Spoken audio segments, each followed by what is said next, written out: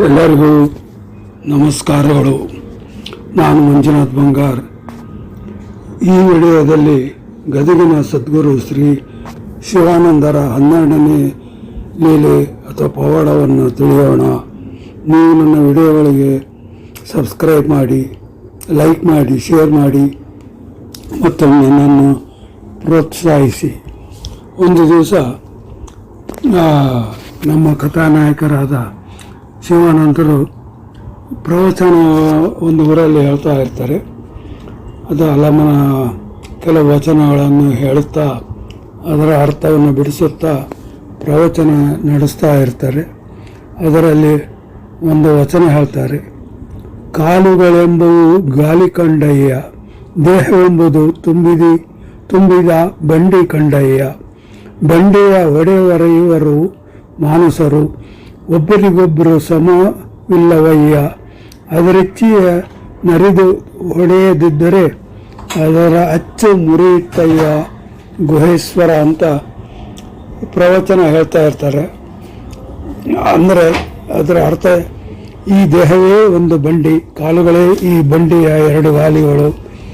ಈ ಬಂಡಿಯಲ್ಲಿ ಹೇರಿದ ಸರಕು ಹಲವಾರು ಆಸೆಗಳು, ಅನುಭವಗಳು, ವಿಚಾರಗಳು, ಭಾವನೆಗಳು, ಹೀಗೆ ಹಲವಾರು ಸರಕುಗಳನ್ನು ಹೊತ್ತಿರುವ ಈ ದೇಹದ ಬಂಡಿಯನ್ನು ನಡೆಸುವ ಚಾಲಕರವರು 5 ಪುರುಷರು: ಶ್ರೋತ್ರ, ಸುಪ್ತ, ದ್ರಷ್ಟ, ರಸಾಯಿತ, ಘ್ರಾತ. ಇವರೇ 5 ಮಾನಸರು.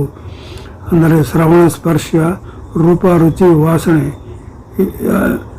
ಅಂತ ಈ ಬಂಡಿಯನ್ನು ಒಡೆಯರು ಸಮಚಿತ್ತವಾಗಿ ಈ ದೇಹವನ್ನು ಈ ಬಂಡಿ ನಡೆಸ್ಕೊಂಡು ಹೋಗಬೇಕು.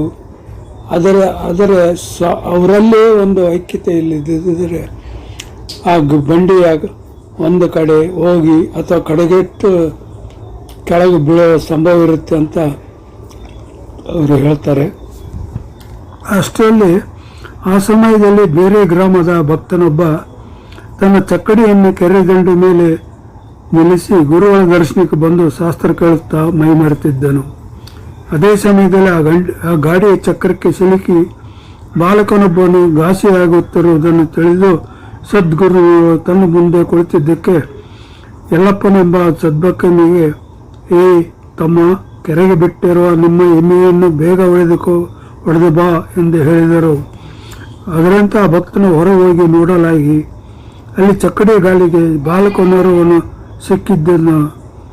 ಅದನ್ನು ನೋಡಿದೊಡನೆ ಅಯ್ಯೋ ಮಗು ಎನ್ನುತ್ತಾ ಓಡಿ ಹೋಗಿ ಚಕ್ಕಡಿ ಗಾಲಿಯಲ್ಲಿ ಸಿಲುಕಿದ ಮಗುವನ್ನು ತೆಗೆದನು. ಸಾಯಲಿರುವ ಮಗು ಬದುಕಿತು. ಈ ಚಮತ್ಕಾರಿಕ ಮಹಿಮೆಯನ್ನು ಕಂಡು ಆ ಭಕ್ತನ ಒಳಗೆ ಬಂದು ಗುರುವಿನಡಿಗಳಲ್ಲಿ ನಮಸ್ಕರಿಸಿ, ಅಪ್ಪ ಸದ್ಗುರುವೇ, ನಿಮ್ಮ ಮಹಿಮೆ ತಿಳಿಯಲು ಅಸದಳವಾಗಿದೆ. ನಿಜವಾಗಿಯೂ ನೀನು ಭಕ್ತವತ್ಸಲನು, ಶರಣ ಬಂಧವೆನಿಸಿದ ಸದ್ಗುರುವೇ, ನಿನ್ನ ದರ್ಶನಕ್ಕೆಂದು ಬಂದ ದಾರಿಯಲ್ಲಿ ಚಕ್ಕಡಿಯ ನಿಲ್ಲಿಸಿ ನಾನು ಶ್ರವಣದಲ್ಲಿ ಮೈಮರೆತಿದ್ದೆನು. ನಾನು ನನ್ನ ಮಗನನ್ನು ಈ ಕೆರೆ ಹತ್ತಿರ ಆಟವಾಡಲು ಬಿಟ್ಟು ಇಲ್ಲಿ ಶ್ರವಣದಲ್ಲಿ ಮೈಮರೆತಿದ್ದೆನು. ಅಲ್ಲಿ ಮಗು ಆಟವಾಡುತ್ತಾ ಚಕ್ರದಲ್ಲಿ ಸಿಲುಕಿರುವುದನ್ನು ತಿಳಿದು ನೀನು ರಕ್ಷಿಸಿದೆ. ದಯಾಸಾಗರದ ನಿನ್ನ ಉಪಕಾರವನ್ನು ನಾನು ಎಂದಿಗೂ ಮರೆಯಲಾರೆಂದು ನಮಸ್ಕರಿಸಿ ತನ್ನ ಊರಿಗೆ ಹೋಗುವಂತನಾದನು.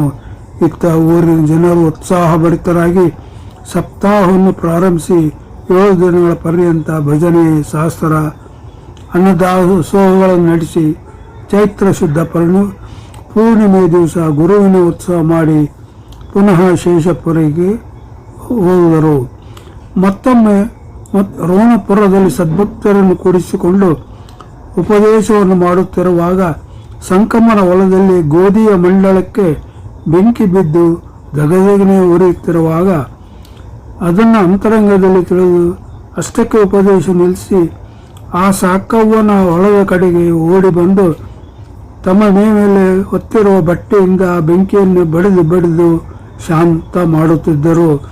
ಅದನ್ನು ನಾಗನೂರಿನ ಜನರು ಕಂಡು ಸದ್ಗುರುನಾಥನು ರೋಣಪುರದಿಂದ ಒಂದು ಉರಿಯನ್ನು ಆರಿಸುತ್ತಿರುವನು ಎಂದು ಊರಿನ ಜನರೆಲ್ಲ ಓಡಾಡಿ ಅಲ್ಲಿ ಬಂದು ನೋಡುವಷ್ಟರಲ್ಲಿ ಸದ್ಗುರುಗಳು ಮಾಯವಾದರು. ಅದನ್ನು ಕಂಡು ಸದ್ಭಕ್ತರಿಗೆ ಆಶ್ಚರ್ಯವಾಗಿತ್ತು. ಅಷ್ಟರಲ್ಲಿ ಉರಿ ಕೂಡ ಆರಿ ತಣ್ಣಗಾಗಿತ್ತು. ನೂರಾರು ಚೀಲ ಗೋಧಿಯನ್ನು ರಕ್ಷಿಸಿದ ಸದ್ಗುರುವಿನ ಮಹಿಮೆಯನ್ನು ಸದ್ಭಕ್ತರು ಕೊಂಡಾಡುತ್ತಾ ರೋಣಪುರಕ್ಕೆ ಬಂದು ಅವರ ಪಾದಗಳಲ್ಲಿ ನಮಸ್ಕರಿಸಿ ಮೂರು ಲೋಕದಲ್ಲಿ ಗುರುವೇ ಅಧಿಕವೆಂದು ಹೇಳುತ್ತಾ ಜಯ ಜಯಕಾರ ಮಾಡುತ್ತಿರಲು ಸದ್ಗುರು ಇದೇನಂತ ಕೇಳಿದರು. ಆಗ ಸದ್ಗುರುತನೇ ನೀನು ಇವತ್ತು ಮಾಡಿದ ಸಿದ್ಧಿಯನ್ನು ಊರೇ ನೋಡಿ ಆಶ್ಚರ್ಯಪಟ್ಟಿದ್ದಾರೆ ಎಂದು ಹೇಳಿದಾಗ ಸದ್ಗುರುಗಳು ಹೇಳುತ್ತಾರೆ, ಅಯ್ಯ ಸದ್ಭಕ್ತರೇ, ಸುಡುಗಾಡು ಸಿದ್ಧರಂತೆ ಸಿದ್ಧಿಗಳನ್ನು ಜ್ಞಾನಿಗಳು ಎಂದೂ ಮೆಚ್ಚಲಾರರು. ಆದರೆ ಇವೆಲ್ಲವೂ ತನ್ನಿಂದ ತಾನೇ ಘಟಿಸುತ್ತದೆ. ಅದಕ್ಕೆಲ್ಲರ ಭಕ್ತರ ಭಕ್ತಿಯೇ ಕಾರಣ. ಈ ಮಾನವ ದೇಹವು ಅತ್ಯಮೂಲ್ಯವಾದದ್ದು. ಇದರಿಂದ ತತ್ವಜ್ಞಾನ ಪಡೆದು ಮುಕ್ತರಾದರೆ ನಿಮಗೂ ನಮಗೆ ಕೂಡ ಅನುಭವಕ್ಕೆ ಬರುತ್ತದೆ. ಇದೆಲ್ಲ ಮಾಯಾಟವೆಂದು ನೀವು ಅನುಭವಿಸಿರಿ ಎಂದು ಸದ್ಗುರು ಹೇಳಿದರು. ನೋಡಿದರ ಸ್ತೋತ್ರಗಳ ಈ ಗುರುವಿನ ಮಹಿಮೆ. ಅವರು ಪ್ರವಚನ ಮಾಡುತ್ತಿದ್ದಾಗ ತಮ್ಮ ಅಂತರ್ಜ್ಞಾನದಿಂದ ಅಲ್ಲಿ ಹೊರಗೆ ಏನು ನಡೆಯುತ್ತಿದೆ, ಏನಾದರೂ ದುರ್ಘಟನೆ ನಡೀತಿದ್ರೆ ಅದು ಅವರಿಗೆ ತಿಳಿಯುವ ಶಕ್ತಿ ಇರುತ್ತದೆ.